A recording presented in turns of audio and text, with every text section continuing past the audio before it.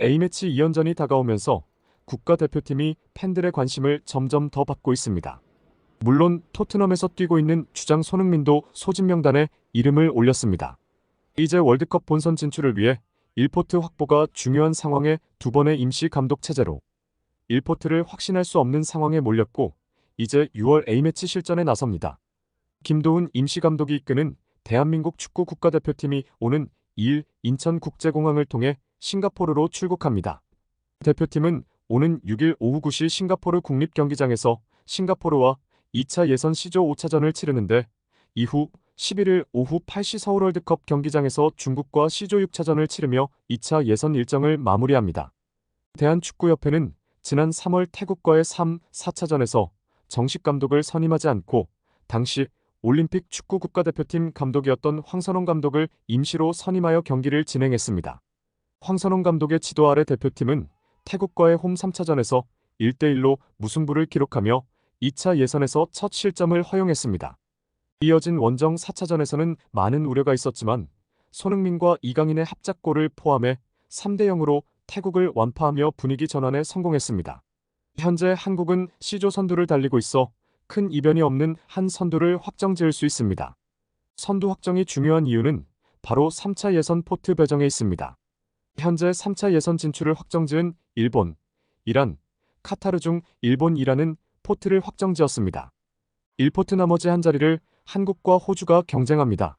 한국과 호주의 랭킹 포인트 차이는 0.03점입니다.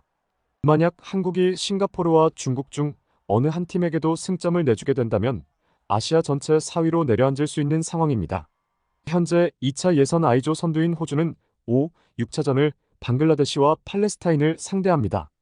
호주가 2승을 거둘 경우 한국이 무조건 싱가포르와 중국에게 2승을 거둬야 호주에게 아시아 3위 자리를 내주지 않습니다.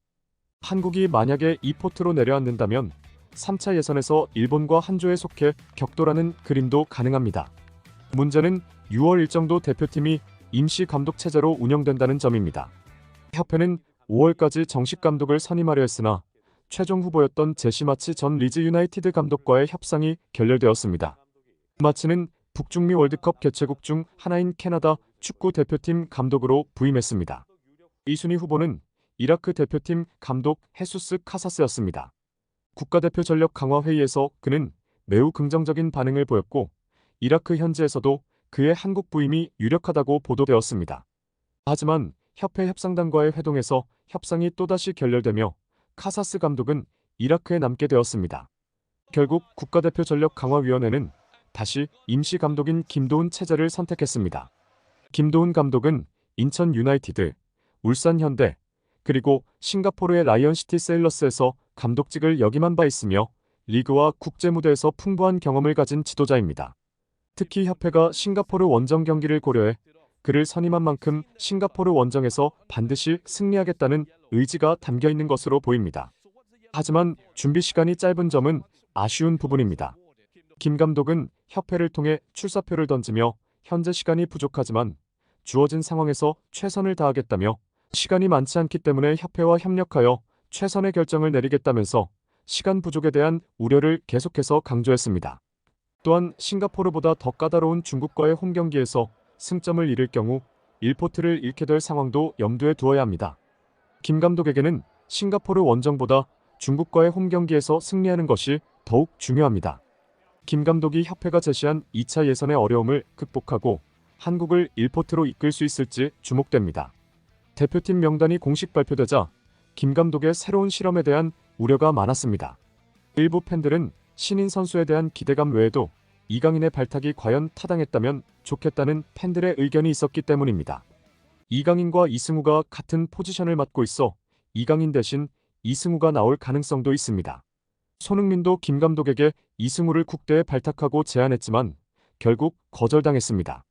김 감독은 이승우를 알아보고 사실상 이강인을 대신할 수 있다고 말했습니다. 하지만 그가 이승우를 선택하지 않은 이유는 대한축구협회의 지시 때문이었습니다. 무슨 이유인지 축구협회는 어쩔 수 없이 이강인의 선수 명단에 포함시켰고 김 감독 스스로도 어쩔 수 없었습니다. 게다가 김 감독은 지금은 이승우를 소환할 때가 아닌 것 같다고 설명했습니다. 이승우의 경우 최근 좋은 활약을 펼쳤음에도 불구하고 여전히 그의 활약을 지켜볼 필요가 있습니다. 이승우는 최근 프로축구 K리그에서 가장 뜨거운 선수 중 하나입니다. 2024 시즌 16라운드까지 8골을 넣었습니다. 주로 후반 교체 자원으로 뛰면서도 꾸준히 득점포를 가동하였고 최근에는 선발로도 출전하면서 자연스레 월드컵 아시아 2차 예선 2연전을 치르는 대표팀 발탁 가능성이 거론됐습니다. 이승우의 마지막 대표팀 경기는 2019년 6월 이란과의 친선 경기였습니다. 하지만 그는 이번에도 태극마크와 연이 닿지 않았습니다. 6월 2연전을 이끌 김도훈 대표팀 임시 감독 선택을 받지 못했습니다. 대표팀 낙마 후 29일 첫 경기에 나선 이승우는 시위라도 하듯 공격력을 뽐냈습니다. 그는 대구와의 K리그의 15라운드 홈경기에 선발로 출격했습니다. 1대 0으로 앞선 가운데 후반 38분 페널티 아크에서 정승원이 흘린 볼을 잡아 한 차례 슈팅하는 척 상대 수비 타이밍을 뺏은 뒤 재차 중거리 슛으로 골망을 갈랐습니다. 그리고 오늘 인천과의 K리그 16라운드 홈경기에서도 선발로 출전하여 전반 27분 안데르손의 패스를 받은 이승우가 골키퍼와 1대1 상황에서 감각적인 칩슛으로 골망을 흔들었습니다. 두 경기 연속골을 뽐내며 대표팀 낙마의 아쉬움을 털어버렸는데요. 무고사에 이어 득점 순위 공동 2위까지 올라섰습니다. 한편 영국 풋볼 런던이 31일 2023-2024 시즌 토트넘 선수들의 평점을 매기면서 손흥민에게 최고의 시즌은 아니었다는 평가와 함께 8점을 줬습니다. 이 매체는 손흥민이 주장 역할을 침착하게 수행했고 그라운드 안팎에서 진정한 팀의 리더였다. 하지만 손흥민은 경기 일정이 많아져 최고의 시즌을 보내지 못했다. 아시안컵 직후 피곤해 보였고 다소 오버했다. 그래도 손흥민은 최전방에서 여전히 많은 기여를 했다고 설명했습니다. 손흥민은 이번 시즌 해리 케인이 떠난 뒤 토트넘 주장을 맡으면서 정규 리그에서 17골 10도움을 기록 EPL 득점 랭킹 8위 도움 공동 3위에 이름을 올렸습니다.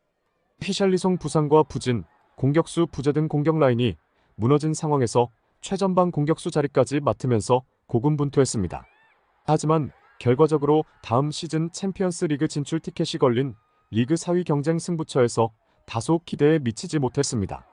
토트넘은 시즌 막판 만난 클럽과의 맞대결에서 아스널, 첼시, 리버풀, 맨체스터 시티에 모두 패하면서 4강 경쟁에서 탈락했고 손흥민도 득점 페이스도 초반에 비해 뚝 떨어졌습니다.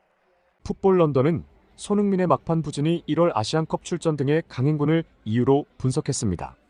6월 열리는 A매치 두 경기에서 팬들은 손흥민은 물론 대표팀 선수들의 긍정적인 변화를 기대하고 있습니다. 오늘의 영상은 여기까지입니다. 댓글창은 항상 열려 있으니 여러분의 소중한 의견 댓글로 남겨주세요. 항상 좋은 채널이 되겠습니다. 끝까지 시청해주셔서 감사합니다.